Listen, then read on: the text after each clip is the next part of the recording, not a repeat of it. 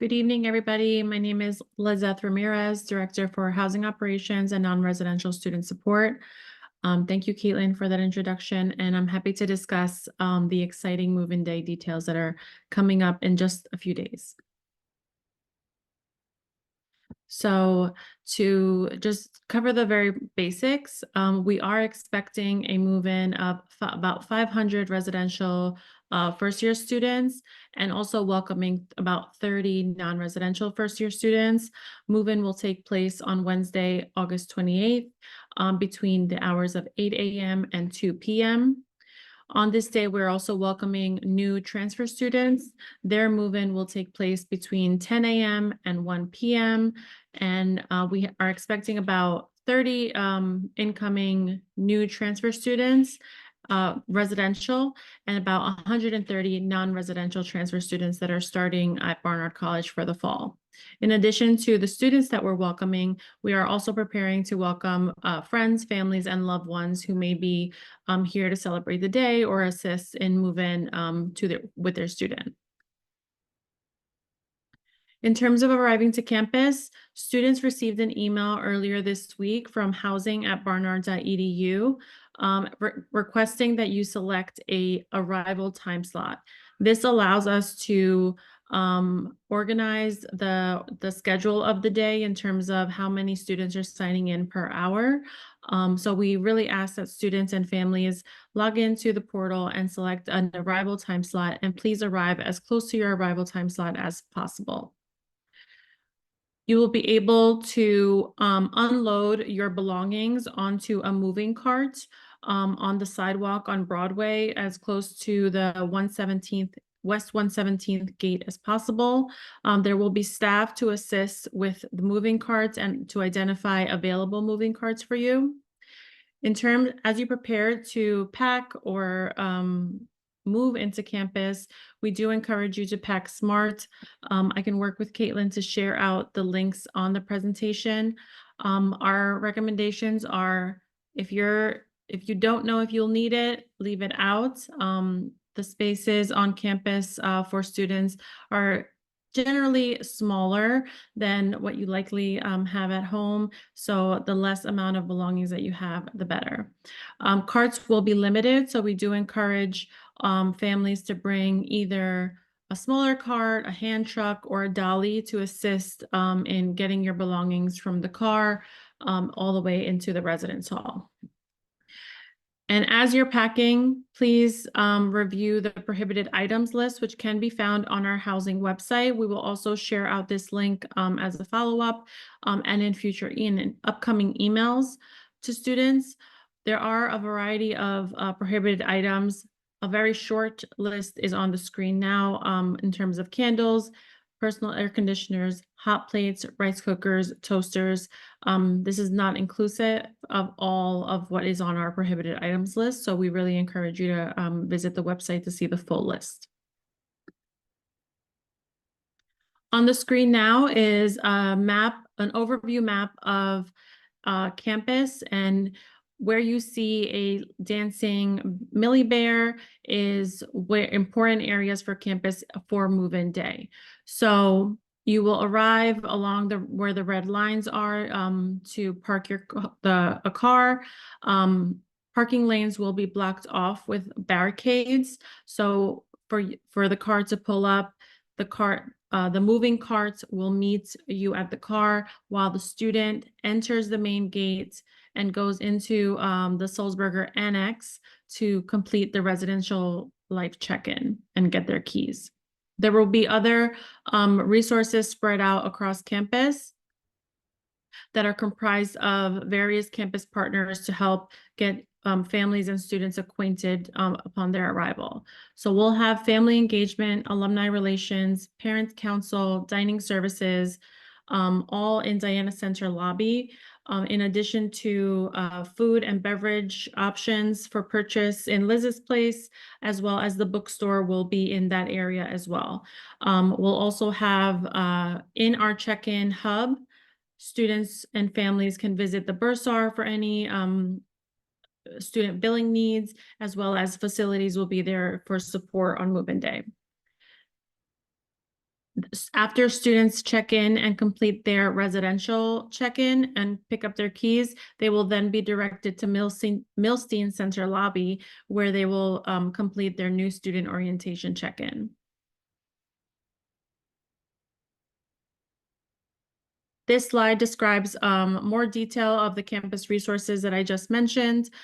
Additionally, we'll have restrooms available for campus visitors in Barnard Hall, Milstein Center, and Diana Center.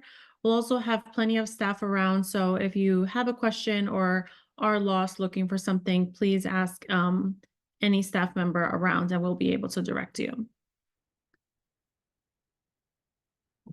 So what does student move-in look like? As I shared, please, students will select or should be actively selecting their arrival time slot, and we encourage everybody to arrive as close to your designated time as possible. You will unload your vehicle onto Broadway and meet a student leader with a cart. That student leader and cart will stay with you throughout the move-in process until you are completely moved into your room. We ask that after the car or vehicle that you come in is unloaded, to remove it from Broadway so to allow space for other vehicles to move in. We are on a New York City street and it can get very congested. The third step would be to visit the Sulzberger Annex, and we will direct you to where you need to go to pick up your key and check in for residential life. Here you will also get guest stickers for any non-student that is assisting in the move-in process.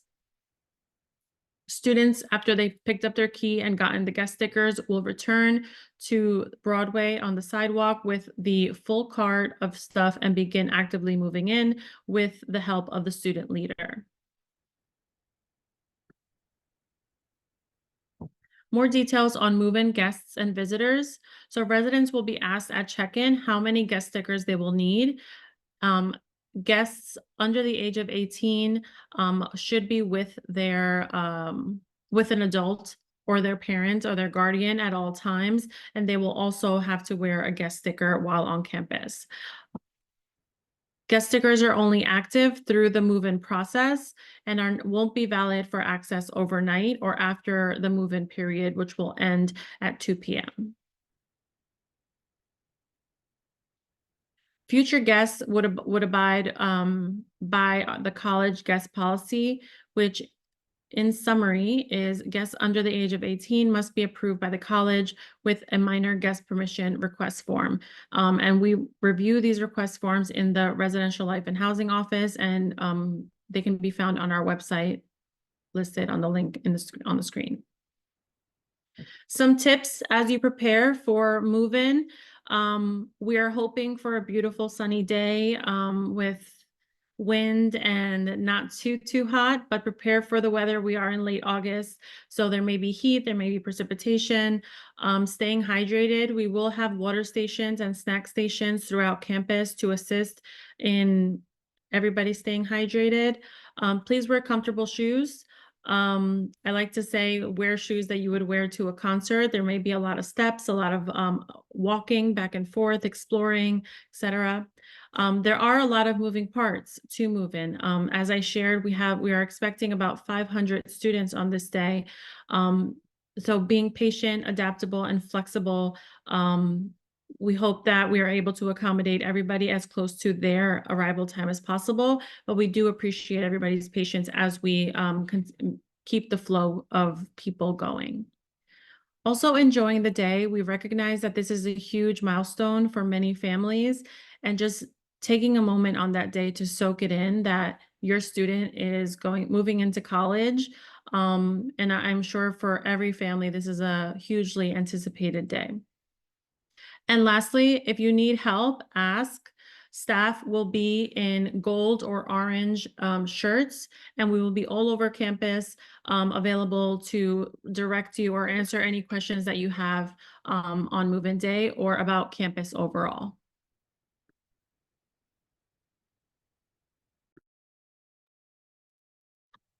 Thanks, Lizeth. Hi, I'm Debbie Finkelstein. I'm the Director of Auxiliary Services. Greetings and welcome. I'm here to talk to you a little bit about mail services and our mail services team, both for move-in and the semester as it moves forward. Mail services is located in the lower level of the Diana Center. We handle all the incoming mail and packages for students, staff, and faculty on campus. When you're addressing mail and packages, please use the student's full name, the box number, Diana Center or Diana, 3009 Broadway, New York, New York, 10027. The zip code 6909. In the slide, it's the 4X's is the student's 4-digit mailbox number. If you're looking to find that mailbox number, you can go into the Barnard portal at barnard.edu. Portal.barnard.edu, and then you head to Slate for Students. Once you're logged in, you'll be able to look at the profile and the mailbox information. Your mailbox number will appear as on this next screen.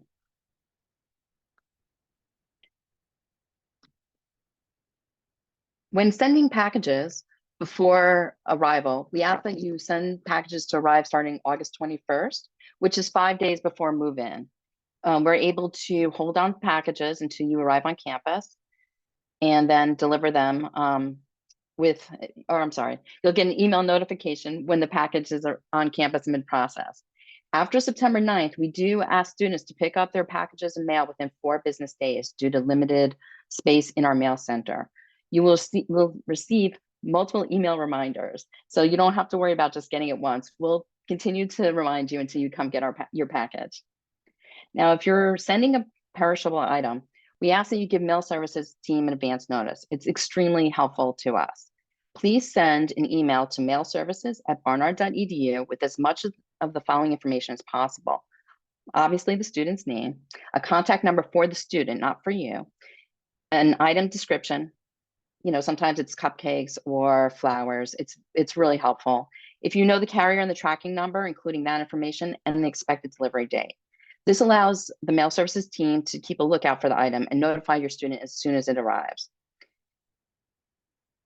That being said, please know that direct food and grocery deliveries are not accepted by mail services. Students will need to coordinate directly with a service provider for delivery. Now for move-in and NSOP, we have expanded window hours in August.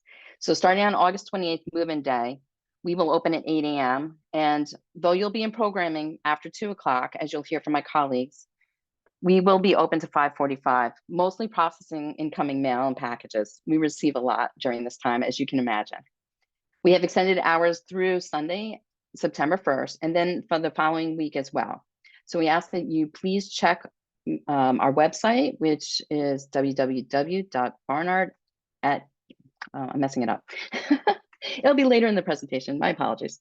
But what I'm really excited about is new for fall 2024, we have a pilot pickup program in Weber Living Room in Reed Hall, room 118. So this is going to be packages that are arriving before August 28th may be available in the Weber Living Room, Reed Hall, which is a satellite location. We'll be having this location available August 28th to September 1st. The reason why I'm excited about this is because it's very close to the quad area, which will be a lot easier to pick up packages. Students will receive an email notification that indicates where the pickup location is and the hours that will be for that location. As of now, on Wednesday, August 28th, we'll be open 8 a.m. to 2 p.m.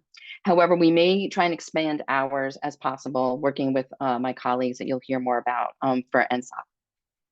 If you have any questions about packages or mail, please visit us at barnard.edu/mail-services or email mailservices@barnard.edu.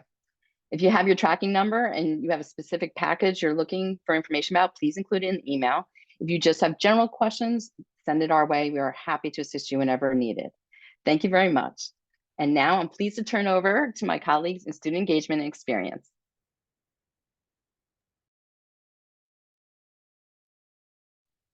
Hello, everyone. My name is Catlin Michael Wachowski. I use he, him pronouns, and I am the Director of Student Experience and Engagement. And I have the wonderful opportunity to speak to you all tonight about the new student orientation program at Barnard College.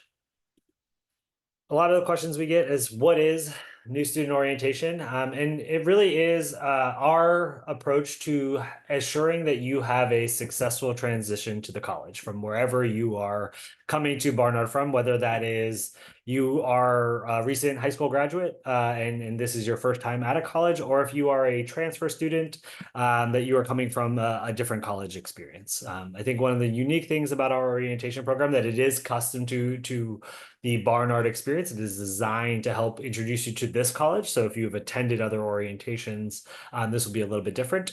It's an opportunity for you to get successfully acclimated to both the academic and social life at the college and their specific programs to help you get comfortable in those spaces.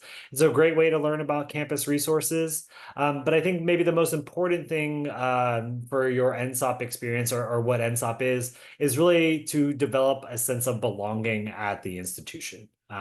All of you were accepted to Barnard for very specific reasons. Your talents, your smarts, your who you are as a person is the reason why you're here with us tonight. And we want to make sure that you feel comfortable, welcome, and celebrated throughout your NSOP experience. I will be, you're not done hearing from me yet, but I am going to turn things over to my colleague, Letitia Lynch, to talk a little bit more about what to expect during NSOP.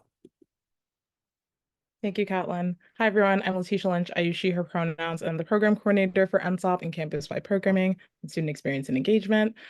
So to share more about your schedule, this will be populated by the app Guidebook. So this can be found on Google Play or the App Store on your phone. And so we utilize this as a way to not only show you some resources for Barnard, but this will populate a schedule that is unique to you. So in NSOP, there are 4 tracks of large groups of students who will navigate NSOP together and attend sessions. So your schedules will populate that information. There are some moments where you'll be in small group meetings, so they will tell you specifically what classrooms that you're heading to. So it's really important that you will get connected with all of this information through your unique link to Guidebook. So new students will be receiving access to Guidebook via your Barnard email towards the end of next week. So please, in advance, if you'd like to download it, just so that when you click the link, it'll automatically pop up. And there will be directions about accessing that for new students. And just one last piece on the Guidebook app, and one of the reasons why we use it, it gives us the ability to keep the orientation schedule for the populations that are only supposed to have it. So it is password protected. You cannot log in unless you use the password that we provide. We ask that you please don't share that password with others. But we also ask that you follow your specific orientation schedule. You may talk to someone else, a friend of yours who's also coming to Barnard. They may be in a different orientation group than you. They may have a different schedule than you have. So it's very critical that you follow your specific schedule. And again, as Letitia mentioned, you'll be receiving that by the end of next week. In terms of what to expect, we'll go a little bit of a day by day and highlight some key things. And I'll also try maybe to address some of the questions that I know that have popped up in the chat already, but we'll definitely answer them at the end as well. But for Wednesday, as Lizeth mentioned, move-in day is also the first day of NSOP. So our NSOP process, separate from your move-in check-in, is from 10 a.m. to 2 p.m. You have that entire window to check in for NSOP. Everyone needs to check in to NSOP if you are residential, non-residential, transfer, international student. If you're at a pre-O program already at the college, everyone needs to check in to our orientation program. One, that allows us to know that you're here. It is a required mandatory program. And 2, you get some wonderful Barnard swag when you check in. For parents and families, there are different sessions that will be taking place for you on that 28th. We know that it is a very stressful time. It's a busy time. It's an exciting time. It can be an emotional day. So we will definitely have some sessions to talk through our parents on that day, but we also invite parents to join us to hear the welcome remarks from President Rosenberry at Riverside Church from 4 to 6. Parents and family members are invited to that session. It's also the first real time for the incoming class to come together.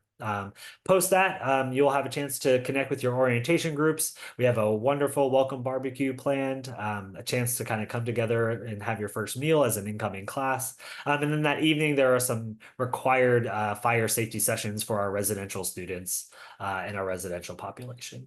So the key thing to remember on this day is, in addition to moving in, do check into the NSOP desk in the Milstein Center. And then we can make sure that you have your schedule all set. We'll make sure you get your name badge, get access into buildings. So it's a critical part of your program to check in on that Wednesday. I'm going to turn it back over to Letitia to talk about Thursday and beyond. Thank you. So for Thursday, this will be our first day of sessions. So it will begin with breakfast, and then you will meet with your orientation leader and your orientation group of your peers that you met previously on that Wednesday at the welcome barbecue. There will be some wonderful activities and some prompts for you to be able to get to start to know each other. This is an opportunity to ask this person questions. An orientation leader is an upper year student who has been at Barnard. We have some wonderful OLs who have also returned to the position. So they're definitely a great resource to connect with about how to prepare and best utilize your time throughout NSOP. When it comes to the rotation of sessions, some of the sessions that you'll see this day are listed here, but you can connect with our campus partners in academics, our health and wellness team to learn about the services that are offered on campus, the different student support resources. Student experience and engagement will be there, so you'll see us again, and just some other wonderful opportunities to connect with the community at large to begin to imagine what your career at Barnard will look like. In the evening, there will be some social programming on Barnard's campus, and we also have some joint school programming opportunities, which we'll share more about once you receive the schedule. But these are great ways to be able to start to understand how the student community works through bonding, through some casual time, and also just to relax after a long day of learning. So we definitely hope that you will take the chance to utilize this awesome opportunity. So I'll pass it back to Catelyn to chat about Friday. Yeah, and the sessions that we're highlighting here in this session are your required sessions. So when you see your orientation schedule, you'll see the sessions that are required and the sessions that are optional. The entire program is required, but you do not every single session is possible for every student to participate in. And we'll talk a little bit more about that when we get to the weekend. But before we do that, Friday, which is the last day of our full required programming days, Friday we'll start off with our first year students having their class registration period.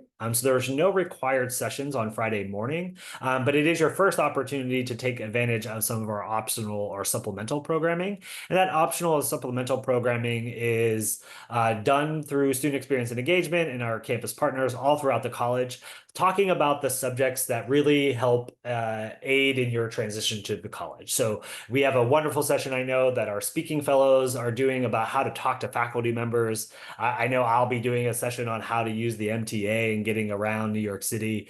So it's really kind of an opportunity to do some different type of programming, and you pick and choose your adventures there. And then in the afternoon, after your registration period is over, there are some additional required sessions that really focus on our individual and collective responsibility to the community and to ourselves. So we'll talk about the code of conduct. We'll talk about Title IX and non-discrimination. We'll talk about being a bystander or an upstander in our community. And then you likely have already received some information about the Common Read selection for this year. And you'll have an opportunity to have a facilitated conversation with faculty, staff, and administrators on the Common Read text with the pages that were emailed out to everyone earlier in the summer. That evening and in all evenings, there are some social programs. Again, this programming is a great opportunity to connect with incoming students in the other 4 schools of Columbia. So our orientation program is unique to Barnard, but we do have cross-programming with our friends across the street over at Columbia. And it's really a great way to get to know folks, both that you will be, in a graduating class with one day, but also some folks that you'll be classmates with in various capacities, depending on what courses you end up taking. I'm going to turn it back over to Letitia. And for Saturday, we have our optional programming. So again, this is the end of our required section of opportunities to connect with folks on campus, but we definitely encourage it because I think our campus partners are super excited to just get to know you, and it's a great opportunity to get to understand some of the things they're passionate about at Barnard and how they're hope to be able to help you understand and learn more about what you'd like to do at Barnard. Another portion of the day will be NYC excursions, which is led by our orientation student leader team. So our wonderful NSOP chairs, which are for students who coordinate NSOP with Catlin, Michael, and I, have created a wonderful schedule of different opportunities to travel around the city. There will be a trip to Coney Island. There's an aquarium trip. So there's some really wonderful opportunities just to get to understand how to navigate the city together as a Barnard community. MTA passes will be provided, but please be mindful that if you would like to purchase anything outside of beyond just your transportation costs, that will be on your own. Most of the trips are really just experiential and a chance to be able to navigate just the spaces and the different locations that you're at. So it's truly up to students if they would like to be able to shop or do other smaller things. And then we will also have some social programming on Saturday as well with our 4 school folks, and we will share more about that after. Anything else for Saturday? Awesome. And very similar to Saturday, there are opportunities for additional excursions and workshops that you will have the opportunity to choose via RSVP on the guidebook app. They are all first come, first serve. One thing we also stress to folks is there are often wait lists for these programs. And I think in the 2 years that we've been doing this type of programming, I don't recall anyone ever not getting an opportunity to come to a program, even if they were on a wait list to attend that program. Some people will sign up for something they want to do and then they decide not to and they don't release that spot. Happens all the time. Don't be that person. If you're going to sign up for something, do it, or release the spot to your peers so they could do it. But very rarely, if ever, are students turned away from a program, or it may not just be the one specific trip that you wanted to go on, but there might be other trips that are available to you to go on. And so we try to provide as much programming as we can, but some of that is dependent on how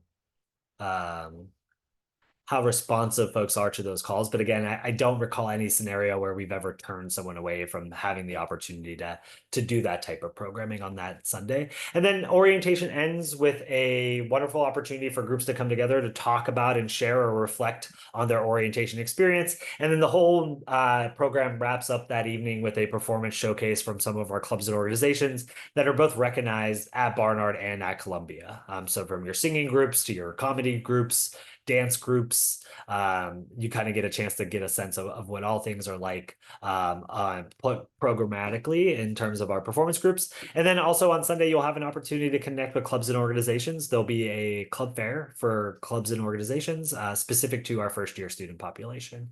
So really a great chance to kind of get ahead of joining some of those social communities or those vocational communities that you might be looking for at the college. So in the coming weeks, you'll get some information from us. There'll be orientation leaders who are reaching out, and we definitely have a lot of acronyms, so we'll make sure that we'll keep you in the loop.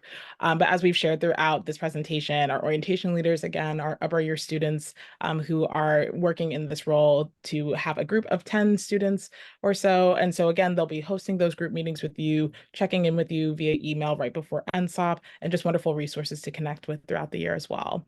Our crew captains are 8 students who are kind of our orientation leaders for our orientation leaders. So if you have some higher level questions or if there are any concerns, our crew captains are also wonderful resources that you'll be able to see throughout the week as well. And then we have our wonderful orientation committee of 4 chairs, as I mentioned, who work with us to coordinate our orientation program. Shout out to Vasia, who's also on the call, who you'll be able to connect with if you have any questions. She has a wonderful resource and has been working so hard to make this program come to life. So please, if there's any student-specific questions, go for it today. And then on top of that, as we mentioned, orientation groups. Again, there are 10 students who you'll see each day on Thursday and Friday. And our clusters we'll refer to as clusters or groups of orientation groups. So if there are moments where there are multiple groups that are getting together, that will be referred to as a cluster. And our rotations, again, are just our set of sessions that will be occurring in rounds throughout the day. As we said, everyone won't have the same exact schedule, but you will all see the different sessions at some point throughout the day. Yes, orientation is a well-oiled machine with campus spaces that have max capacities of around 250, getting around 900 students through the schedule. Definitely requires a little puzzle building and getting those right spaces in those right places. So again, that's why it's so important that you follow your specific orientation schedule. Lastly, one question we tend to get a lot in these sessions, or just in general, is where do I eat? How do I eat during orientation? Orientation covers your meals during orientation week. All of our meals will be delivered or served through Hewitt Dining. And so there'll be breakfast, lunch, and dinner, and then you'll follow our normal traditional weekend dining services, which is a brunch and a dinner.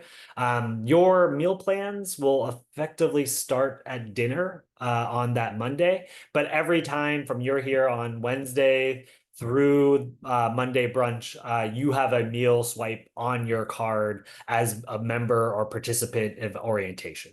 And again, these times will all be in your orientation schedule. The location will all be in your orientation schedule, but we cover all those meals for you because meal plans don't start until the dinner before the first day of classes. One question that did pop up already was, is this information at this orientation different than students who are coming to the pre-orientation program on Monday? Yes, absolutely. We work with our colleagues in Access Barnard to make sure the orientations are different. We'll be some overlap, and you might connect with some offices more than once, but it is a different program. It is a required program, even if you are attending any of the pre-orientation programs through Access Barnard. I believe that is everything from us in student experience and engagement, and I'm going to turn it back over to Caitlin. Thank you, Caitlin. And I will invite everyone, all of our panelists, to turn on their video. I will stop sharing my screen and we will answer some of the questions that have come in. And thanks to everyone who has submitted their questions thus far. Vasya, can I invite you to just introduce yourself and talk about your role in NSOP as well, since we haven't heard from you quite yet?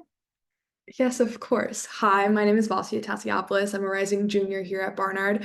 And this summer I am the executive chair for the new student orientation program, which basically means I've spent my summer along with 3 of my peers planning orientation, collaborating across the street with Columbia on our joint programming, kind of creating and our Barnard specific programming, social programming, and also just working with our orientation leaders, our crew captains that Letitia mentioned before, and getting them ready to welcome new students.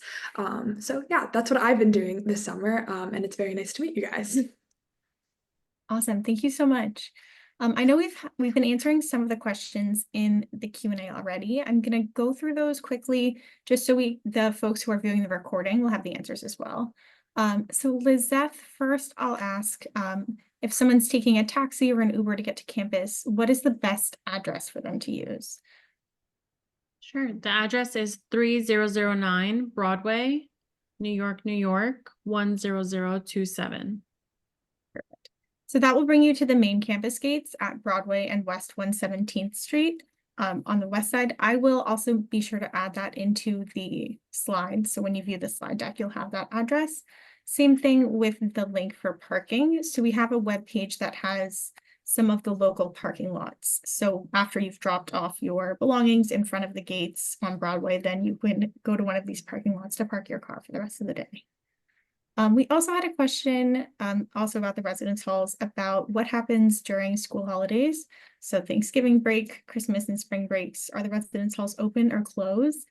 And I'll add on to that and also ask if you can share about storage. I know I've had a few parents already asking, as they're collecting all of these items that are coming to Barnard, what they're going to do with them next summer.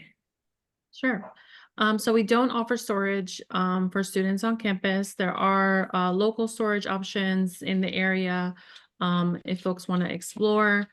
In terms of Thanksgiving and spring break, the college and residence halls are open. Students are not expected to or don't have to leave their residence halls. However, during winter break, the college is closed and residence halls are closed. So the Friday before the Christmas holiday, I don't have the date off the top of my head, but the Friday before the Christmas holiday, the residence halls will close and remain closed through the Friday before the start of the spring semester classes begin. And I'll put in a plug. There's a great calendar on the Residential Life and Housing website that has all of those important dates for you. And so it's a helpful resource to bookmark.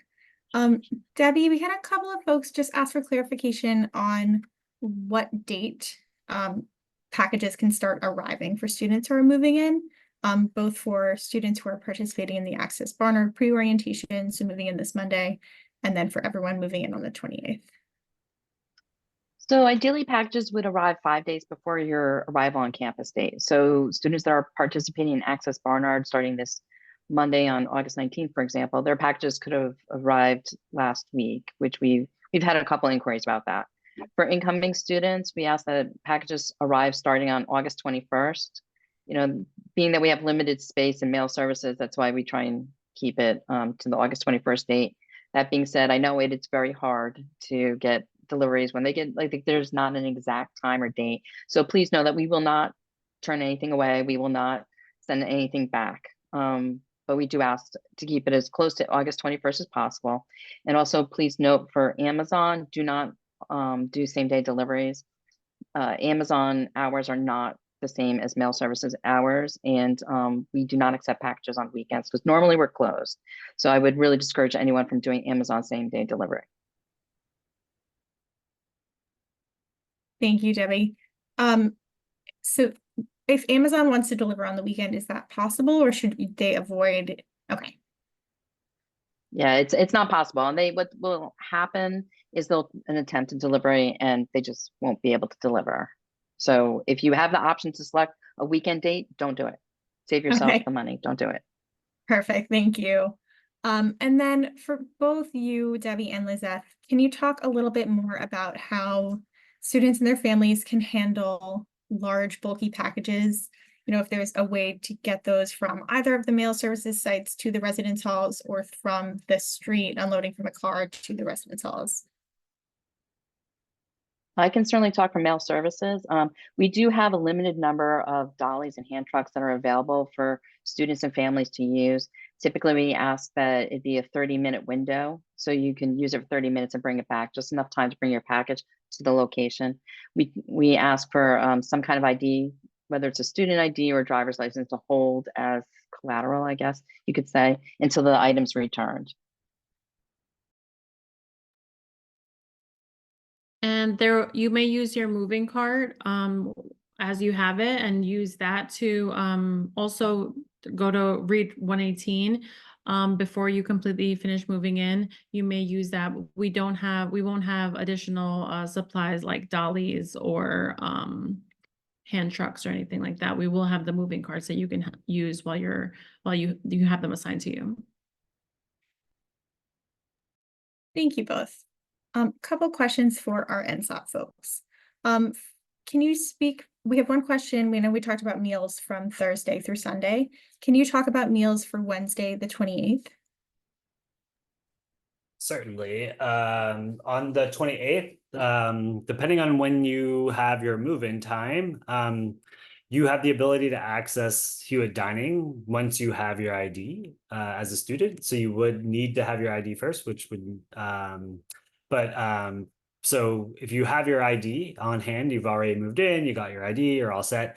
Breakfast and lunch are available in Hewitt Dining on that Wednesday. And then dinner for students or NSOP participants is the welcome barbecue. So there's no dining service that evening. Dinner is the welcome barbecue. Everyone who's on campus that's a student or has a meal plan would be eating the welcome barbecue. That is for our NSOP student participants and students currently already on campus. It is not intended for parents and families. Post the president's welcoming convocation, our parents and families will be asked to say goodbye to their child and wave them off and say good luck to you. Thanks, Catlin. We also had some questions about the common read. So parents haven't learned about this. Can you talk a little bit about what that is, and also share if it applies to transfer students as well?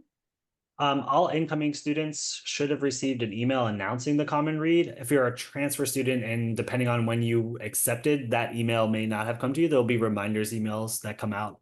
But common read is a initiative that's been at the college for quite some time. I don't have the start date of it, but each year there is 1 or 2 books that students are encouraged to read as a common experience. And so for this year, that book is A College of Our Own, The History of Barnard College.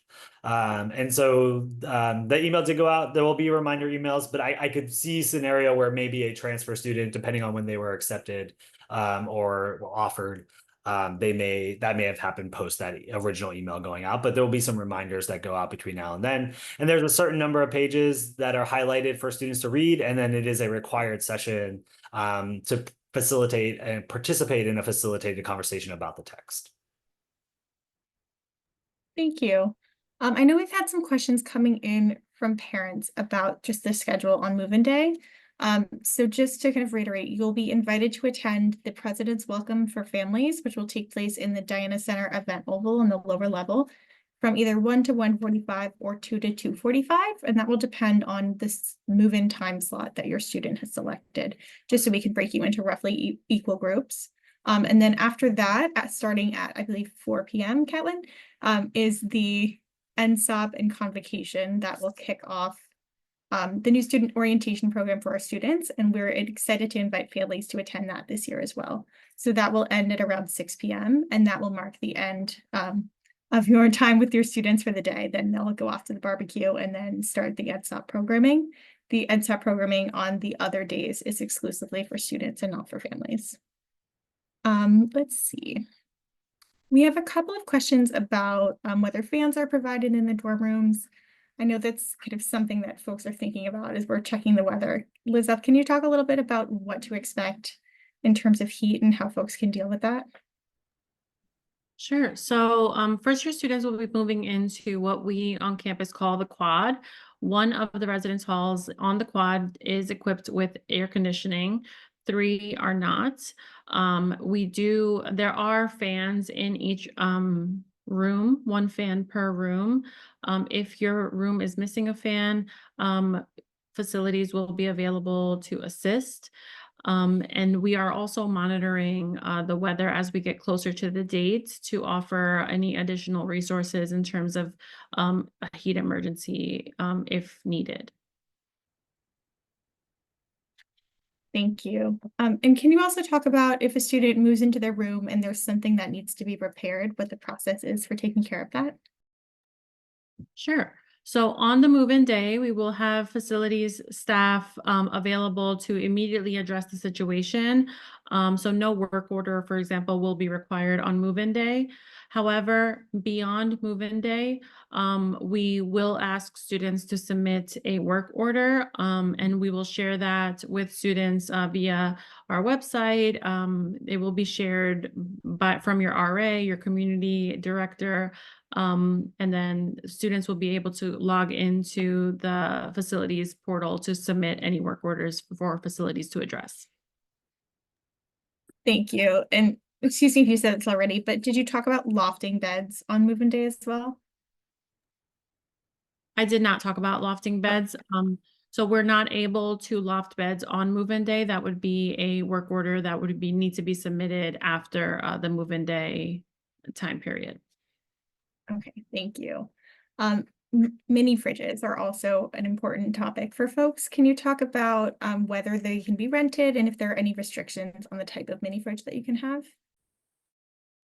Yeah, so students may rent a mini fridge independently. Barnard College does not sponsor any rentals of mini fridges, but students do bring mini fridges.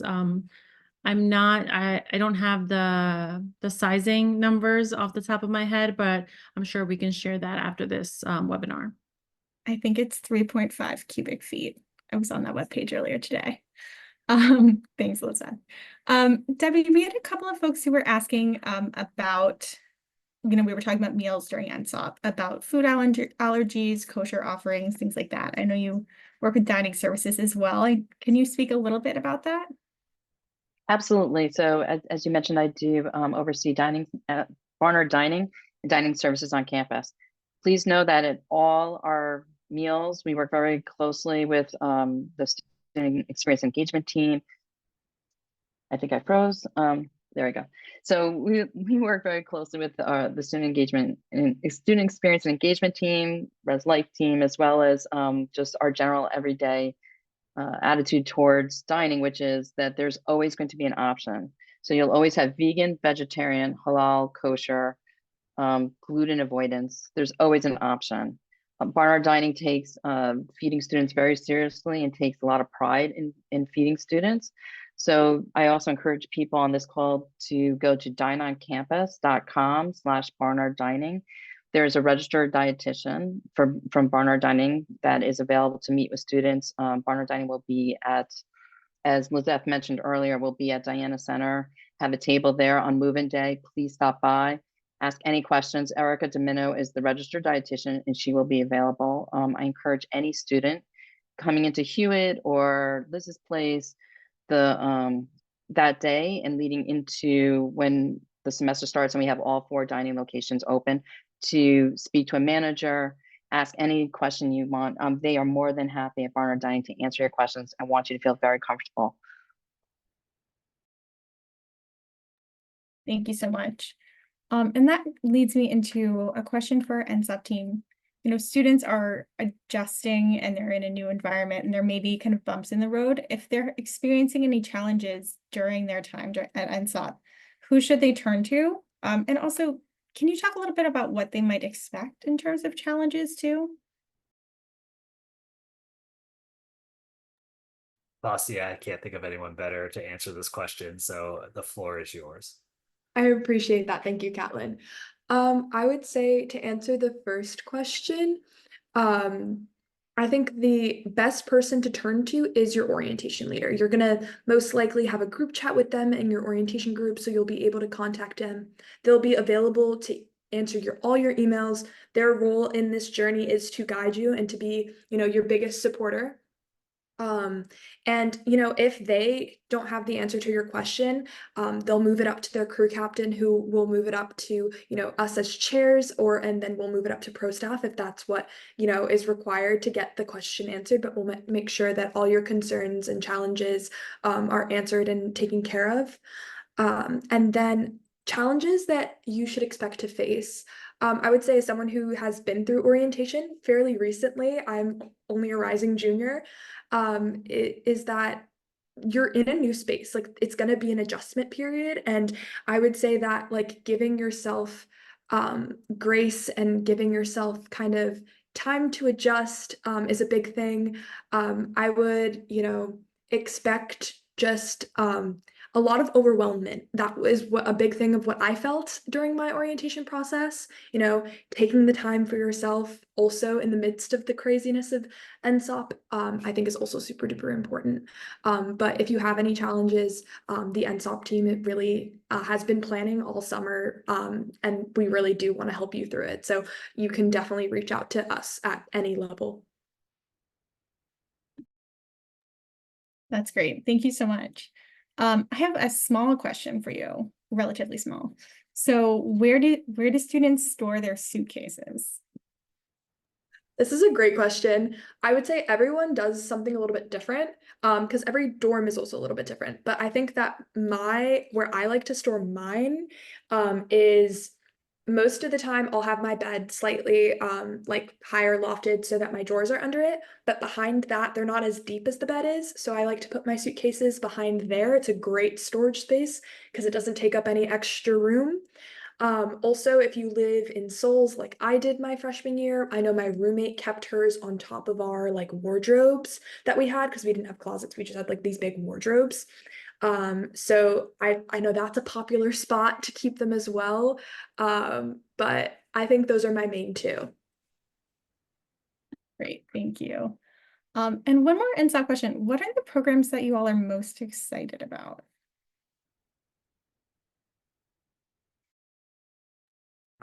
Okay, I think I'm gonna start. If I don't know if anyone else wants to join me, but I think that I'm super duper excited about our performance showcase, which I've been collaborating with at Columbia, which was talked about earlier today, which is a performance group kind of where performance groups actually get to perform for new students, which is really, really exciting. I think I'm also super duper excited about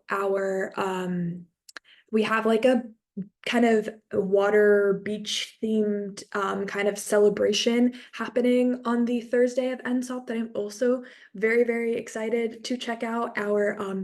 Our chair, Angelina, who is, working on community events, has been very hardly working on that. And I'm super duper excited to see the kind of the fruits of her labor.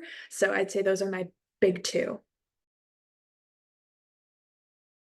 Ooh, I feel like also Barnard has a huge crafting culture, so definitely every event is going to have some little fun activity to do. So definitely come and join us in all of the crafting and DIY fun.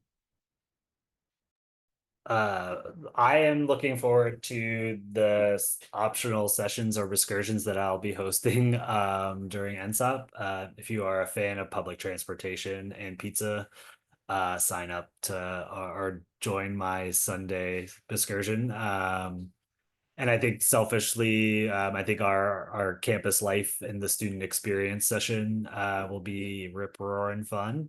Where you'll hear from me, Lizeth, other folks in our division about our approach to ensuring that you have a wonderful, productive, and fruitful experience.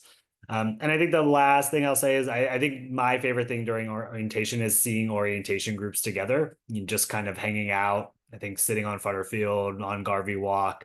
I think it's those moments where orientation's like not happening that are like kind of my favorite times of orientation, seeing people become friends, seeing people, realize that they have this passion and interest and maybe they're going to dive in and go all the way in on a club and organization. So, I think those are the things that I look forward to most. And that makes me think also, we have both students and families on this call. So can you talk a little bit about how families can best support their students as they're navigating this transition? And maybe if you have any thoughts on communication, that would be helpful.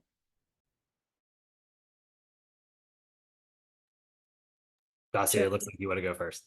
I can go. I would say that the biggest thing that my family did for me was kind of let me set the tone of like how I wanted to call, when I wanted to call them, when I could text them. They were really, really understanding that I couldn't be on my phone all the time. I wasn't texting them all the time, and I was like excited to be at college.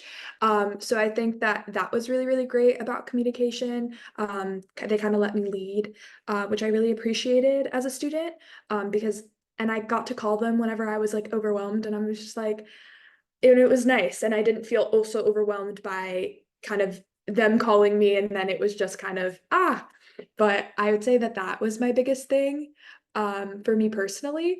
To this day, I really love to call my mom either at the very beginning of the day and then call my dad at the end of the day. So like, that's just what I love to do, but it kind of, your student will kind of find their what works for them, and it's going to take a little longer than just orientation, but it's all about kind of learning and growing in it.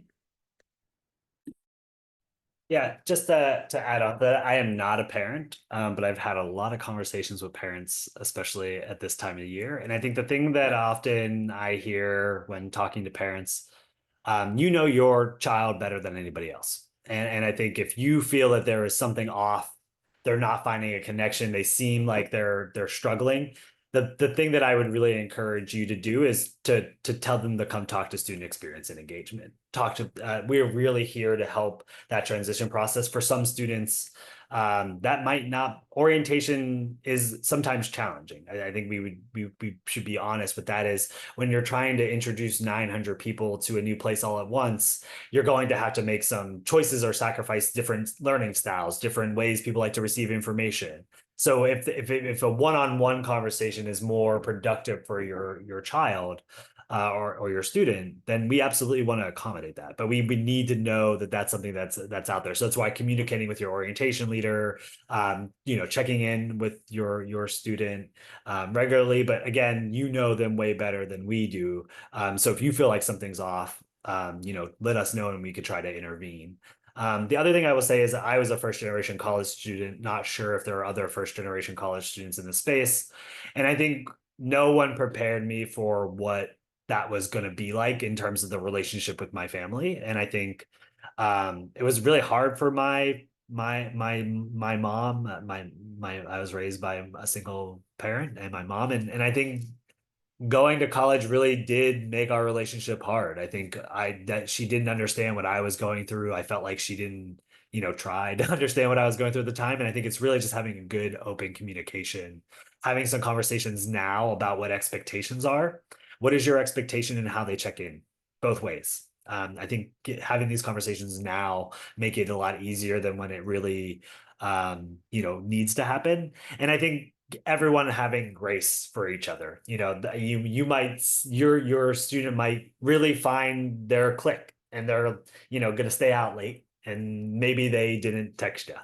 I think that's something that's going to have to be growing pains on both sides. But I think giving it grace to everybody, students on the call, be nice to your parents and family members. They're good. They're going to be sad. They love you. They're going to miss you. They're going to be going through some things. Flip side of that, students, your parents just want to know you're okay.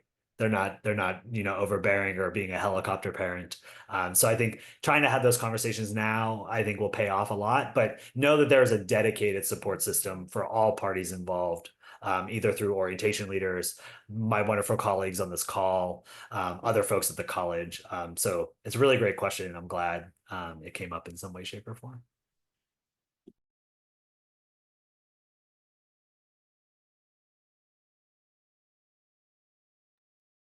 Debbie, Letitia, Lizette, anything to add to all of that? Advice for our students or families as they take this exciting next step? I would say to new students, being open to new experiences, and giving yourself grace. You're going to be new, or maybe you're going to be new to a big city, to living independently, to sharing living spaces. So giving grace to yourself and also the people that you will meet. It can be a hard adjustment to share a small residence hall room, or share a bathroom space with your floor mates. But it's also a great opportunity to get to know people and build connections with your peers. And I think also my tip would be a reminder that you're not the only person feeling how you're feeling. It's new for everybody. Everybody has questions. Nobody comes into Barnard an expert at Barnard. I don't think people leave Barnard as an expert at Barnard. There's always something new to learn. So just giving yourself grace and being open. And then with parents, also just understanding that this is going to be a growing pain. But if they're supposed to be growing and the students are supposed to be exploring and learning independently, and really just finding who they are and finding how their own discernment, and we're here to support them throughout their journey. I can help. Oh yeah, go ahead, Letitia. I can hop in. I think quickly, I was going to say, I think honoring your journey is super important. I think when you are in a crowd of so many other folks who are also deserving of being there and also have done amazing things, I think the one thing I love seeing with the student community is just like trying to support each other and hyping each other up for all the wonderful things that you do, but recognizing that your path is your path, and there may be others who are like, oh my gosh, I love that this person does this thing and honors who they are. So truly, just embrace that, but also just recognizing, I think for myself and my college experiences, my greatest moments came after I made a mistake or after I messed up, and I just took a moment to learn from those experiences. So knowing that this whole journey is not going to be perfect and it's not meant to be. And I think honestly, that's kind of the beautiful part of it, because it's just beautifully yours and it's meant to be yours in the way that you experience it. And there are so many wonderful people of your family who may be with you, your chosen family, friends, loved ones who are all behind you. We're all here behind you as well to make sure that you have a wonderful time. Awesome. Thank you all so much. That was a great way to end, and beautiful advice to share with the students and families who are here with us today. Thank you all again for being here and for this, information-packed presentation. I know everyone is always eager to hear about movement and orientation and to ask their questions. This has been really, really helpful. And thank you to all of the incoming students and families who've been here to join us as well. It's great to have you with us. I know we've had maybe some questions that we didn't quite get to. Feel free to send me an email at parents@barnard.edu, and I'll send over the answer to you as soon as possible or connect you to the right campus partner so you can have all of that information. We'll also be sending out the recording of this session and the slides, and I'll add in a couple of the links that we had talked about as well.